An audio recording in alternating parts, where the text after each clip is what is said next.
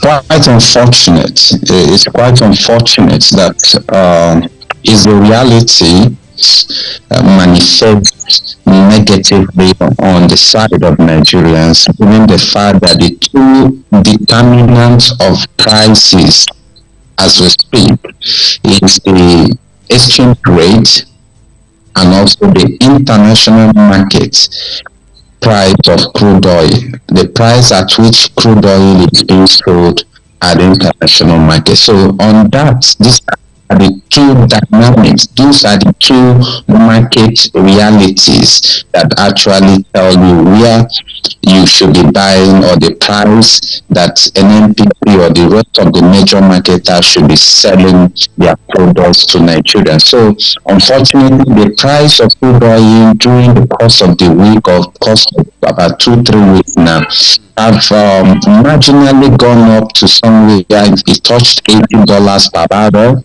and somewhere within 79 or thereabout dollars per barrel. And you know what happened a couple of weeks ago, the official devaluation or flotation of the exchange rate, which gone up by close to about 64%. Naira was devalued by over 64%, and later it further shrink further to somewhere around over 800, 820, 830, depending the time you get into the market to bid for this very exchange rate. So these are the fundamentals, these are the realities, these are the metrics, what we actually determine where these very prices will be.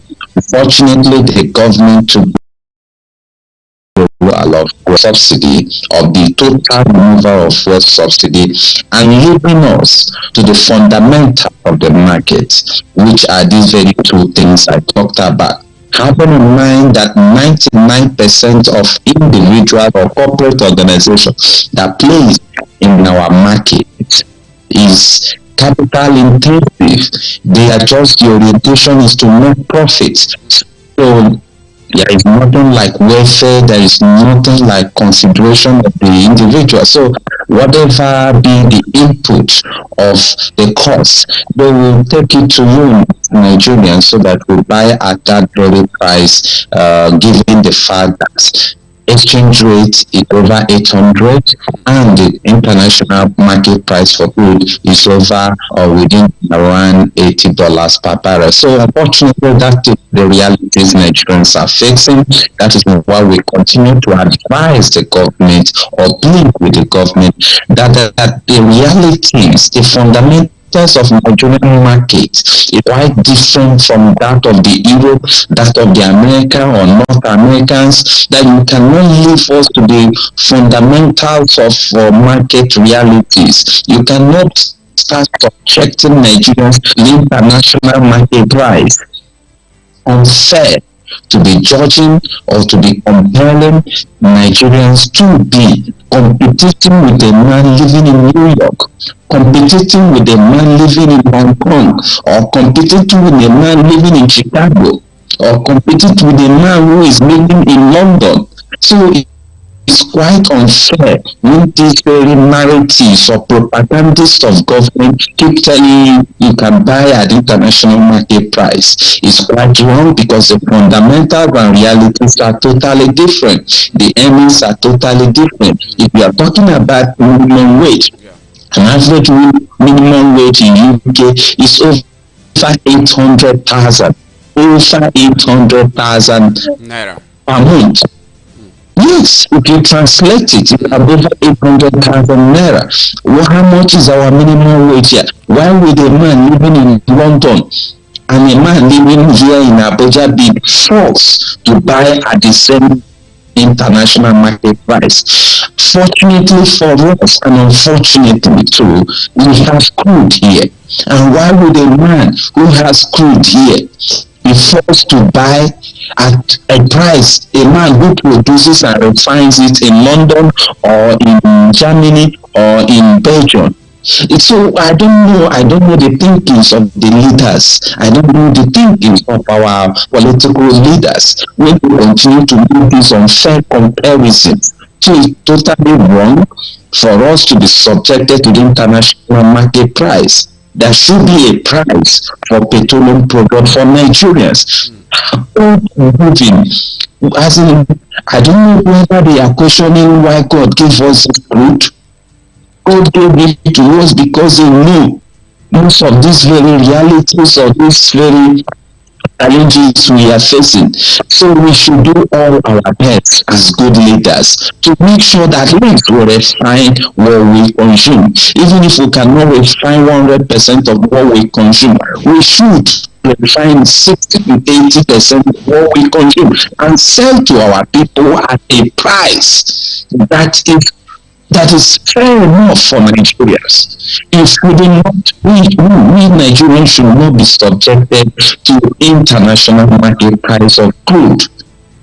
Thank you. Because we already have crude in Nigeria. Now, the reality I understand is that now we are not even benefiting directly in terms of availability of petrol because we are an oil producing country. The only way we benefit for being an oil producing country is the money we get as a proceed of sale of crude. But what we buy in terms of fuel is just like any other country that doesn't even have fuel. Exactly. The Sri Lankans are buying at the same price we are buying when they don't have any crude. Just imagine, we have crude. We are the fifth largest oil producing country in the world. We are the fifth. Is it by mistake that God placed us in that position? No. So why can't we as leaders, why can't our leaders manage the natural resources given to us? What does it take to get these very refineries working? Really, We are talking about haulage with vessels that will bring it. So it's quite unfair when they make those comparisons of, subject Nigerians to this unbearable hardship just because you are looking for revenue. What they need to do or to build white elephant project like the last administration did and build the rest that are not working. What are you looking these funds? You want to save these funds for? Yes, we need infrastructure. Yes, we need critical national infrastructure. But what have they used? The last administration, that is the Buhari administration, put the 8 years together, had close to 70, yes, close to 70 or 60 something trillion budget skies, as in put the lifespan of Buhari's administration from 2015 to 2023, a total budget sum of close to 60 trillion naira was projected. Ask me what this 60 trillion was used for. You can't find this very project. The Enugu Port Harcourt road is still yet unfixed. Lagos Ibadan is still under construction. Kano, Abuja, Kaduna is still under construction. Tell me what you have used this very, very large size of budgets done to the lives of Nigerians. So we have to come down home and see the realities with us. And perhaps let our leaders be empathetic to the sufferings of Nigerians. Thank you. Thank you very much, Mr. Steve, with that wonderful submission. And I really understand the perspective you're coming from, especially being passionate about Nigeria and how our economy works. I highlighted two basic determinants, talking about one, the price of fuel in Nigeria and also at the international scene, and also the issue of exchange rate, which are the two key determinants. Now, and they are the two policies that shape our economy in this country, and President Bola Ahmed Tinubu has actually touched on these two realities in Nigeria. So what are going to be the solution for us as a country? What should we do in order to get out of the woods? One, on the part of the issue of increasingly upward review of oil price in Nigeria, because we are not even sure that this is how we are going to end the year in at 617 naira, because based on the market forces, prices there is possibility of us buying at a higher rate depend on the exchange rate that is available in the market. So what should Nigerian government do to find a lasting solution to this issue of fuel price? And also, how can the private sector come in to help in salvaging this situation? Unfortunately, it's totally out of the hands of private sector. There's nothing a private sector can do. There is nothing a single private sector can do. Besides, the private sectors you are talking about, I just told you that they are capitalists. They are just after the profit they Profits. will make. We are talking about a government that we Nigerians have really fully submitted our mandate to. A government that should be empathetic and see to the welfare and well-being of Nigerians. Why should we be calling a private man from Hong Kong or from US or from China who will be investing here, waiting tomorrow to repatriate his fund? We should be talking about our leaders. What can we do? Can you, sir, please reverse most of these policy decisions? All you are looking for is fund. You want to save about 400 billion monthly. And the last report I got from the Punch, or is it Punch or Vanguard, gave the account that is just 123 billion was saved. It's no longer this very propaganda of 400 billion. So what is really happened? We need to open up this government. We need to open up the finances of government. We need to open up the expenditure of this government. We continue to, just like I said, we had close to 60 trillion. What has this 60 trillion gone into in the last 8 years? Close to 60 trillion. In fact, the 2023 budget is about 21 trillion. The highest of it last year was around 17 or thereabout. 2021 was around 13. Just put them together. And the upper year was around 11. So put them together, you find that you have more than or close to 60 trillion naira in the last 8 years. What has these very individuals, ministers, heads of parastatals who receive these allocations, use these 60 trillion for on behalf of the Nigerian public? Mr. So Steve, you said it's something. unfortunate. It's unfortunate. Let me make the point. Yeah, It's go ahead. unfortunate that the posture of this very current government, President Bola Ahmed Tinubu, is not going to listen to Nigerians on this side of reversal, because that is the only solution. You have to reverse it. That's the only way to end the suffering. But this very posture that I need this fund, I don't care how you feel. Nigerians will continue to wallow in pains. Nigerians will continue to groan.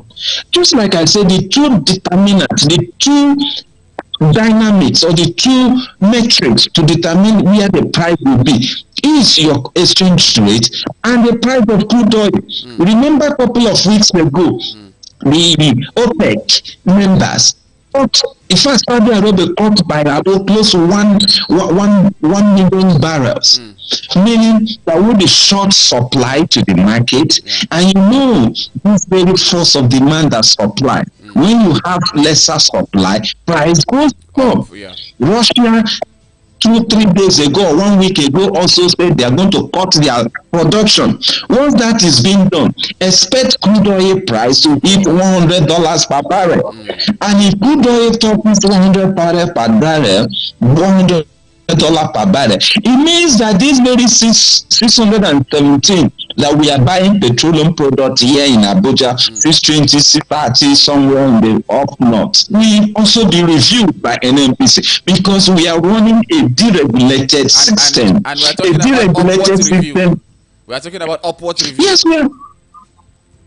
Yeah, definitely it will reflect. There's no time it's going to come down except to do the right things.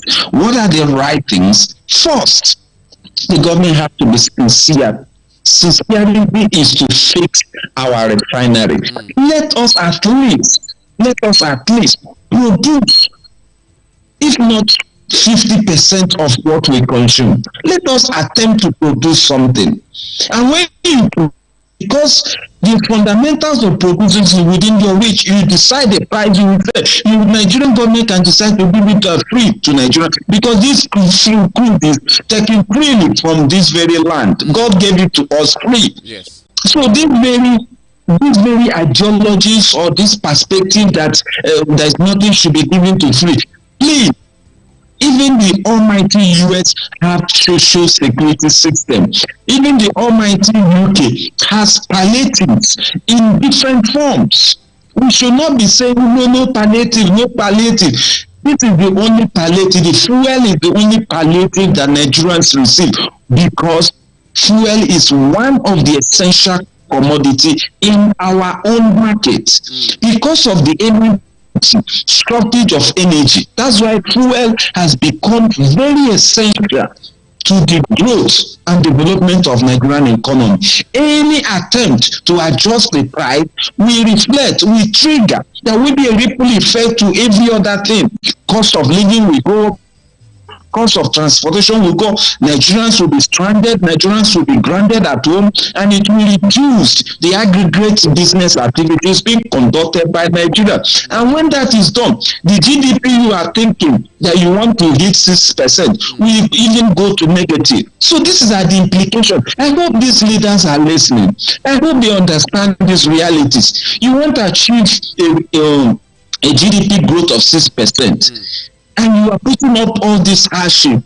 Go to hoteliers and ask them how many guests they do have these days. Ask those in transportation, how many people can travel these days. So you are shrinking the business activities conducted by Nigerians. Nigerians are too calculative where to go these days. And if you restrict your movement, you are reducing businesses that the business activities that will be involved along the line of your movement. As you are going, business is being done. Yes, Mr. So these are the could you please hold could you please hold your thought there, because I'm going to go pay some bills. When we come back, we'll continue. I really am enjoying this particular submission of yours. Stay with us and please don't change your dial. Abuja, this is Voice of the People, 96.1 FM Abuja. Front page recap is what we are at, and we will come back after this timeout. Stay with us and don't change your dial.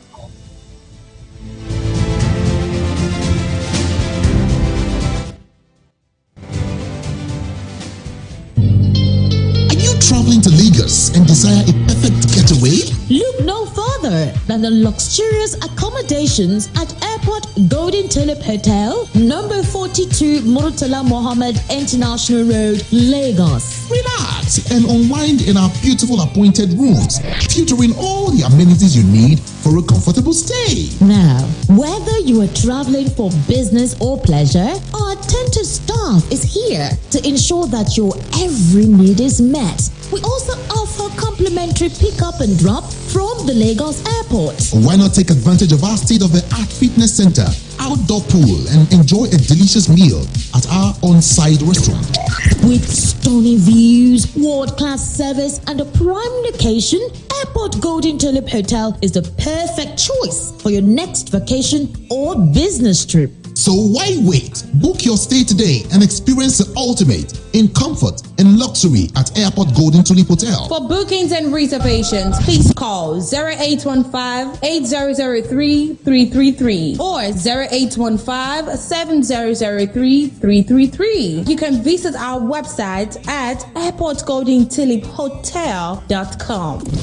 Airport Golden Tulip Hotel, where luxury meets comfort. Believe me, believe me.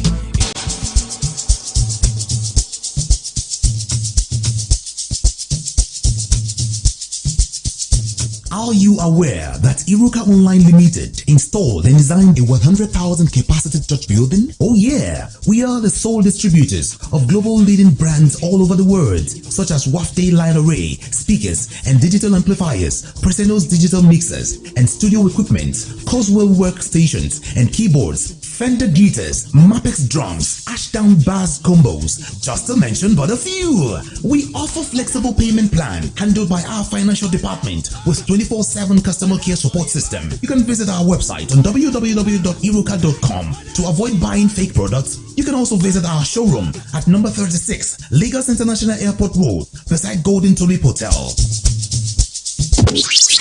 Iruka, never settle for less.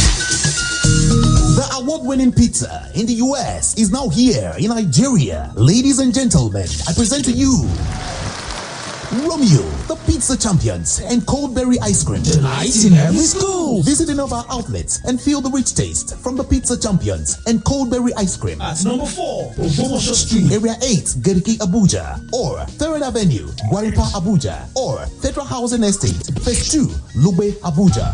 Call 0908-831-5906 or 0908-831-5908 or 0909-238-9861. Check us out on Instagram and Twitter at romeospizza.ng. website www.romeospizza.ng. Romeo, the pizza champions.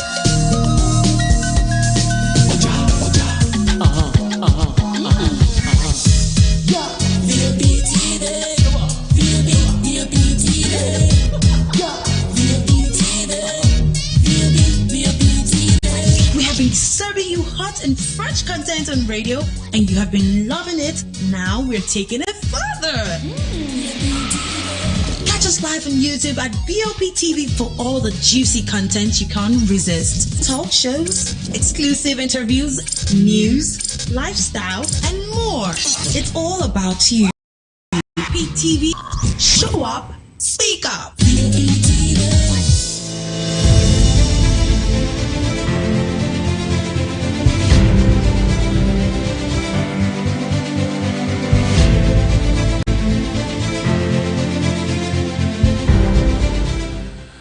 Welcome back, and in case you just joined, welcome. This is Voice of the People 96.1 FM Abuja, and we're looking at front page recap for the week. My name is Ali Doma, and I have a guest who we have been having an insightful conversation with in person of Mr. Steve Nwachukwu, an economist, financial analyst, and also lead researcher at Steward Asset Management Limited. Thank you very much for staying with us, Mr. Steve.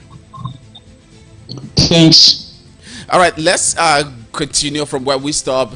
Let me just take this particular headline that says NNPCL monopoly ends as marketers feel vessels arrive. Talking about Emadeb, a company which brought in about 27 million liters of petrol into Nigeria during the week, where it was reported that they spent about 17 million US dollars, equivalent to 13 billion naira, to hire the vessel, and they had to enter into a partnership coming together of financial institutions. 5 different financial institutions had to come together before they were able to raise that huge sum of money to import the fuel into Nigeria. So what I want to ask you now is that, what would have been the impact of this $17 million to Nigerian economy, talking about our foreign exchange markets, if we were refining the products in Nigeria? That's a huge thing. It's quite saving. So just like we continue to have pressure on our forex, pressure on our balance of payments, CBN on daily basis is struggling to keep the naira at float. That's why you continue to see naira fall on daily basis. About $17 million that should have remained and solve other issues of both our foreign reserve. It had gone to somewhere in either in Germany or in UK or to import this very product from what do you call it? Any of these very refineries farms were abroad. So this is a loss to us. That's why I said earlier, government should try as much as possible, channel funds in making sure that at least we produce 50 to 70% of what we consume. So the pressure on the free fall of naira will reduce. But if we continue to consume 100% of to import 100% of what we consume, we will continue to see the pressure.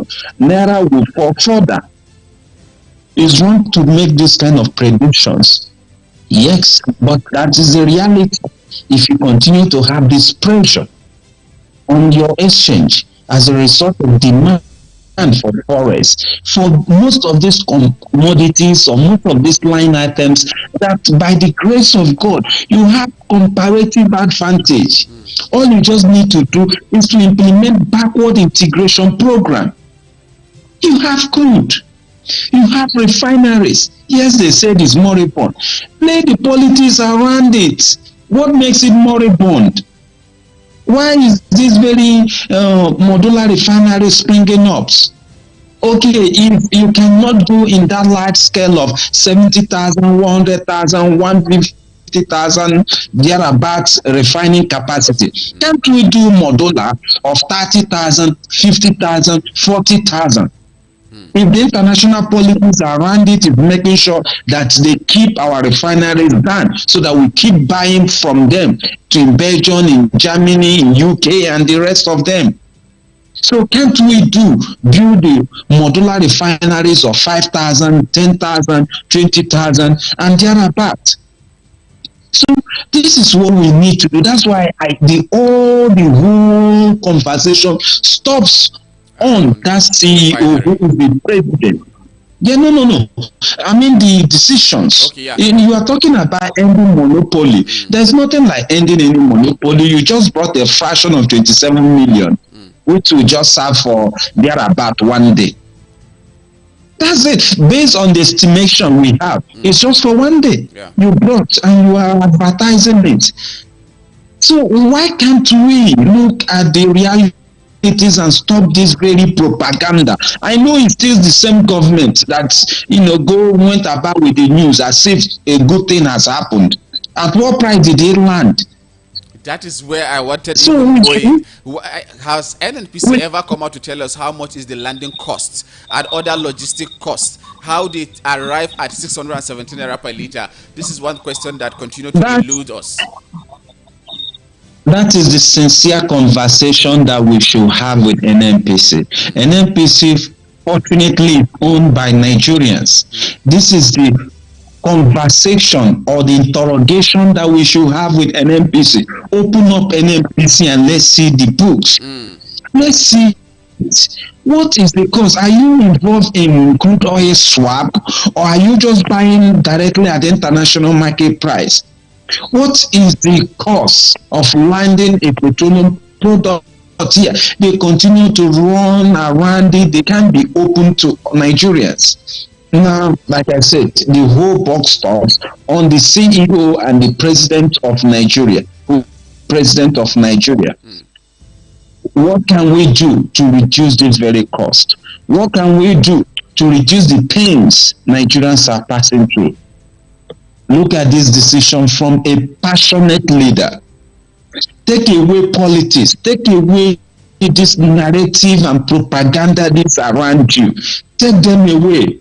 You can reverse these very decisions you've taken. You have removed 100% fuel subsidy removal. You can come back with 50%. It's a mild way of coming back. Okay. Come back at 50%. Okay. You have saving 50%. What are these projects that you want this money for? Yes, there is need to increase our revenue drive. If I may ask, like I stated earlier, the last administration of former President Muhammadu Buhari had a budget of close to or there about 60 trillion. What are the legacy projects for these 8 years? You can't find any. At least we have the major legacy projects or major legacy roads like the Enugu Port Harcourt, the Lagos Ibadan, the Abuja Kaduna Kanu. Yeah. Just tell me, what is the condition of this road after these trillions has been spent? So it still boils down to the people. You want to leave a legacy project for who?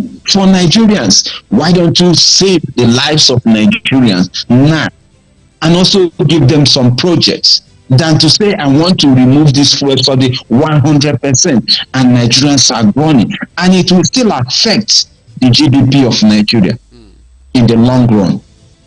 So the issue of the major marketers coming in bringing petroleum products is not the solution.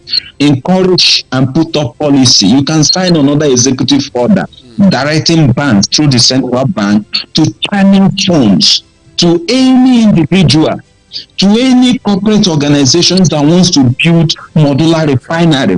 Once the templates are right, force the bank. This is how to develop.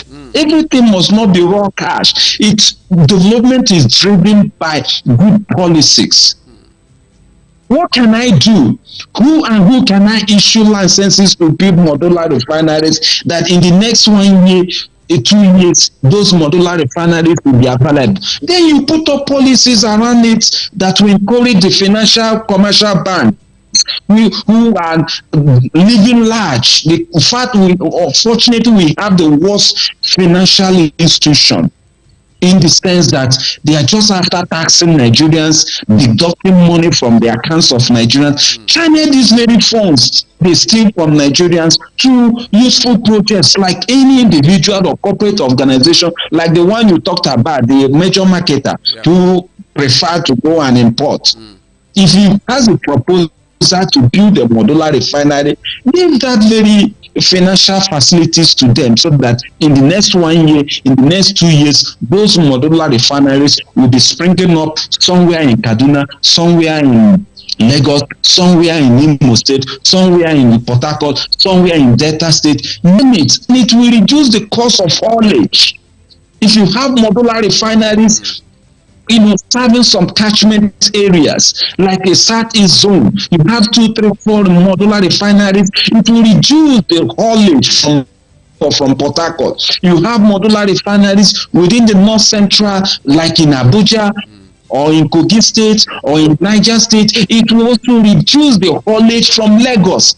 Yes, I know you have scrapped the equalization fund, which helps to augment the price, to have a uniform price across the nation. That's why a price the man in Borno is buying higher. Why don't you have plans to build a modular refinery for the man in Borno, so that whatever being produced there will circulate around Borno State?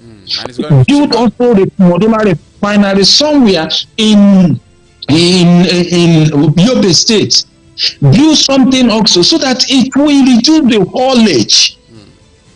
So these are the decisions we expect the leaders to be taking, not these very fancy or media hyped decisions that are detrimental to the economy.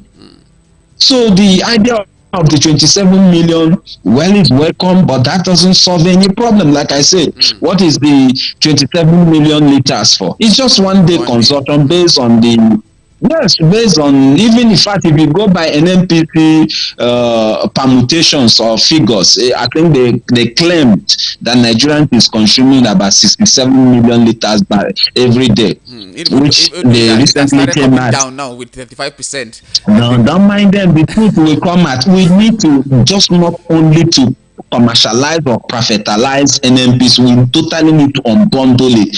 Even have a forensic audit. Open up the books of NNPs. Let's get to know, are they serving Nigeria or are they serving the interests of few individuals? Punishing Nigerians. Like I did said earlier, there is no country in the world that does not have one form of palliative, one form of interventionist program or the other to augment and help the economy. It can come in form of rebates. It can come in form of grants. It can come in form of subsidy. It can also come in form of so many. Even the social program of the United States, whereby if you don't work, you earn a living. Government pays you a certain amount of money monthly.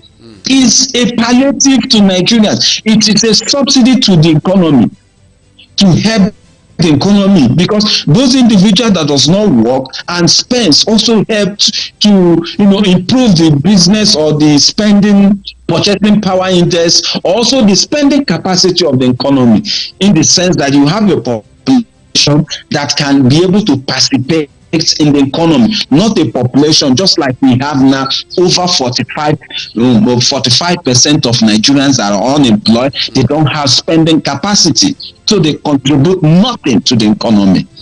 Is when you work, you have some earnings that you can spend. When you spend, it contributes to the economy, to the GDP of the economy. But when you are useless, sorry to use the word useless, nobody should be useless. But when you are not useful to the economy, when you sit idle, when you stay at home, you do nothing, you contribute nothing to the economy. So that is why even the United States government has what they call the social security net, whereby individuals, once you are out of job, you just apply, the next month you start receiving salary from government. So why can't we wear our thinking cap and stop copying things that does not work over there, or that worked over there that cannot work over here? Why should we be running through the IMF, the World Bank models, which affects us? Let me be sincere again, if I may also say it again. Yeah.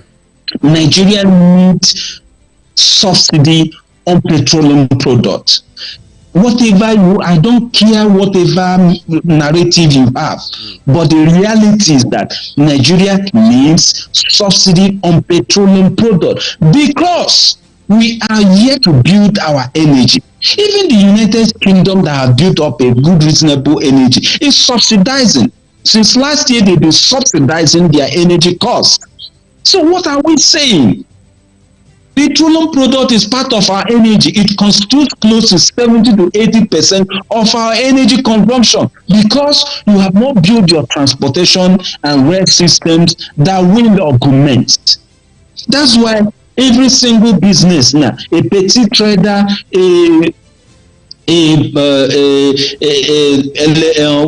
call it those that uses the generator, even the man that owns the shops, that sells boutique, the man that runs vulcanizer on the road uses the same fuel. Yes. The man that does a barbing shop uses the fuel. The woman that do a saloon shop uses the same fuel. That do what you call it, weather, also name it. So it forms an integral part of your economy, because there is a shortage of supply of electricity. Unless you improve that, if you can improve your electricity supply, it will reduce the consumption of petroleum products or petrol. An average, medium, and large businesses depend on they generate their own power. So our economy is around energy. Our economy is around the fuel. So fuel has become a very essential product that you don't tinker, that you don't play around. Once you do that, it will affect every other thing. These are the things the government should understand and help the citizenry. All right. If actually they are sincere about this very growth, 6% growth target. All right. All right. Thank you very much, Mr. Steve Wachuku. What a lengthy explanation, but really, really valid. You really hit the nail on its head, and Nigerians are actually really passing through a lot at this moment. We have exhausted our time mostly talking about the issue of fuel because of how important it is, because those two areas, talking about the foreign exchange and also the fuel matter, are very, very integral points that really shape how Nigerians operate, how Nigerians feel, and if at all we will breathe, just like the president said, or not. All right, let's take a look at this particular one that concerns small businesses here. An alleged illegal hike in service charges by point of sales operators has drawn the eye of Nigerians who are gasping for breath, especially with the gale of new charges, taxes, and soaring inflation.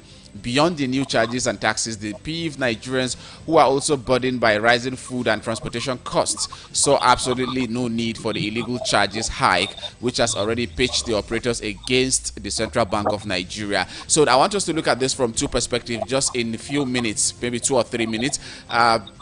the purported increase in price of point of sale operators, that is talking about the POS guys, POS operators rather, not to use the word guys, POS operators want to increase their charges in terms of withdrawal or having to do transaction with them. CBN are saying no, you cannot increase the charges.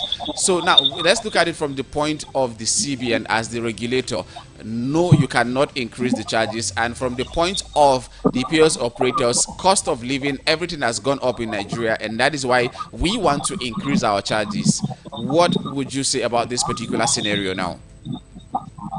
Thank you. Once again, it's quite funny enough that CBN is trying to regulate individuals that is not within their purview. The POS operators, I don't know. I don't just know how CBN thinks that it's within their purview to regulate a woman that wakes up and gets a POS machine and start doing his business without any connection. He has no regulation. He doesn't have any certification. He doesn't have any approval to get from the CBN. So how would you regulate a man you don't? How would you control a man you don't regulate? There is no they are under the Apex Bank because the Association of Mobile Money and Bank Agents in Nigeria fall under the purview of banks. So they are the Apex regulator when it comes to bank. So I feel they should fall under that category. Now you are extending it to the merchandise. If you had said merchandise, and then I would tell you yes, there is a level of regulation. But the main people we are talking here. The main people we are talking here is not like the mono, or it's not like the one run by mono, run by MTN, or run the ones of first alert run by First Bank, or all those other merchandise in the line of the electronic payment platform. So it's not those ones. We are talking about these ones that will just sit down somewhere, get a cover over his head, the business have started. So how would you regulate? The cost implication of their service or rendering their service is also reflective of the economy. In the sense that things have gone up, yes, definitely they will improve or they will increase their own cost services. I am not defending them, but I am also like saying it is also this very exploitative attitude of the government. The government is exploiting the people. I would who they or the opportunity to also exploit Nigerians. Is it not the same government that literally with took away the fuel subsidy and Nigerians are running? So every other person will also exploit Nigerians. So it's unfortunate so we find ourselves in this, and CBN can do nothing or less to control them. That's the truth. That is the truth. You do less or nothing to control this very level of individuals involved in these POS businesses. Why? Because one, okay. And I wanted to say we have seen that happen during the cash crunch, where the POS operators had the free way to increase their charges and do what they could do, even as opposed to what the CBN said. Shamefully, during that period, they were even using the DSS to be going around. We can just imagine how we reduce ourselves. As we speak, a POS operator is just like an individual. There's no classification for a POS woman or man out there. If you go to the bank to make withdrawal, he's withdrawing from his personal account as an individual. So how would you regulate such a man? Yes, once you involve in any financial business, there should be some level of control, some level of regulations around you. But the CBN have totally left them. When this cashless whatever, I was one of the advocates that please classify them, improve their own spend or their own withdrawal limit from somewhere to maybe 300, 400 or 1 million. And they weren't classified. They weren't brought in as one of the critical stakeholders, which they are. So, unfortunately, they are also exploiting Nigerians, just like government is exploiting Nigerians. All right, Mr. Steve, we don't have time. In just a couple of seconds, could you please say your parting shot as we wrap up? My parting shot will be, let's drop this very idea of cash palliative and look at input palliative. Government continues to run these very voodoo economies in the sense that they think giving out cash to vulnerable families is the best form. It will have a minimal impact.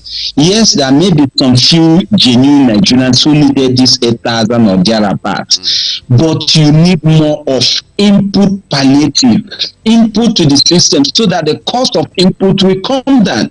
For the agricultural side, you need inputs like machineries, improved speeds, fertilizers, storage facilities, even reducing the cost of haulage of this very farm product, and just general farm tools, making it available to farmers. These are the input palliative Nigerians need. We don't need this cash palliative that you generate goods or generate what do you call it, register. That even the big men, the big politicians, their sons and their daughters are all there receiving palliatives from government. So we don't need that kind of registrar. We need something that can be impactful to Nigerian people.